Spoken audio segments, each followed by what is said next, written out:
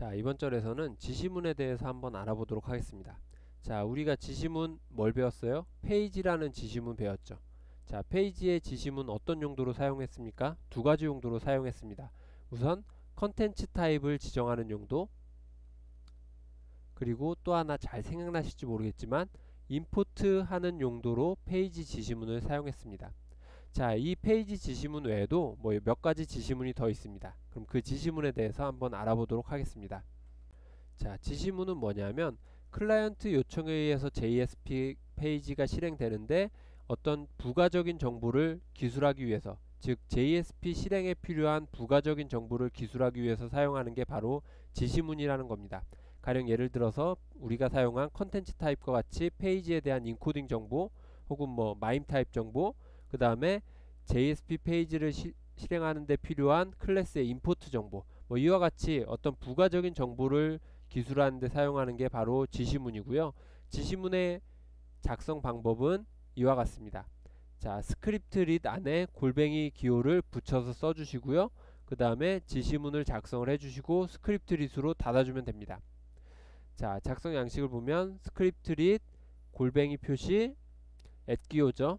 @기호를 넣어주시고 지시문의 이름, 그리고 지시문에 딸린 속성 이름, 속성 값, 속성 이름, 속성 값, 그리고 마지막에 스크립트 릿으로 닫아주면 됩니다. 이와 같은 지시문의 작성 양식은 이와 같고요. 자, 그 다음에 지시문의 종류엔 세 가지가 있습니다.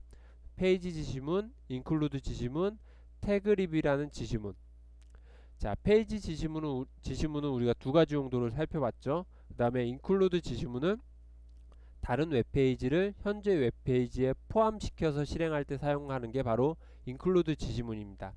그 다음에 태그 라이브러리 지시문은 우리가 지금 배울 내용은 아닌데 나중에 뭐 사용자 정의 태그란 걸, 커스텀 태그란 걸 만들 수가 있습니다. 그 커스텀 태그를 사용하기 위해서 사용하는 지시문이 바로 태그 라이브러리 지시문입니다.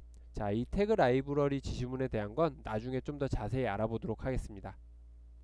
자, 우선 페이지 지시문은 JSP 페이지에 대한 정보를 기술하는 데 사용하는 게 바로 페이지 지시문입니다.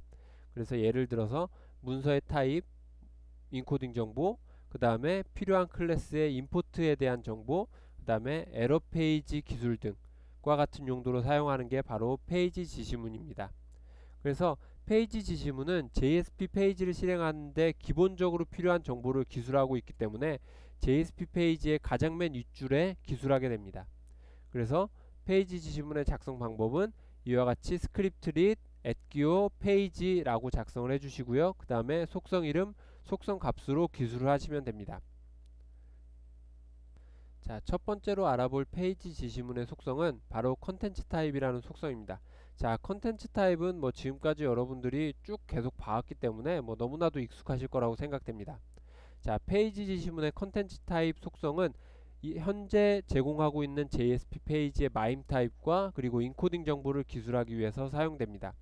그리고 작성 양식은 아래쪽에 나와 있는 것과 같습니다. 컨텐츠 타입 속성 기술해 주시고요. 그 다음에 현재 페이지의 마임 타입, 그리고 캐릭터 셋 해주시고 페이지에 대한 인코딩 정보를 기술해 주시면 됩니다. 자, 이런 페이지의 컨텐츠 타입 속성을 기술하지 않았을 경우에 기본 값은 바로 이와 같습니다. 현재 페이지의 마임 타입은 텍스트 형태의 HTML 코드이고, 그리고 캐릭터 셋은 ISO 88591로 기본적으로 지정이 되어 있습니다.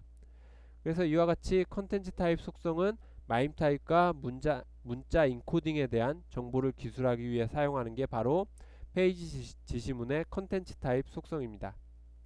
자, 그럼 이번에는 컨텐츠 타입 속성의 값을 잘못 지정했을 경우에 어떤 결과가 나타나는지 한번 보도록 하겠습니다. 자, 기본적으로 우리가 한글을 사용하기 위해서는 한글 인코딩을 사용하도록 지정을 해줘야 됩니다. 자, 그래서 제가 JSP 페이지에다가 한글을 사용하면서 인코딩 방법에는 ISO 88591이라고 지정을 해줬습니다.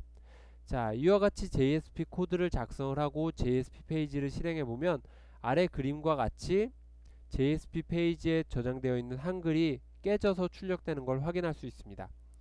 자, 실행 결과는 이와 같습니다.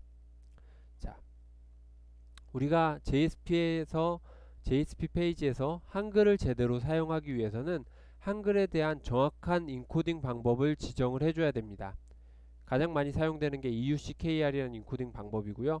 그래서 EUCKR로 지정을 해줬을 경우에는 한글이 이와 같이 제대로 출력되는 것을 여러분들이 확인하실 수가 있습니다.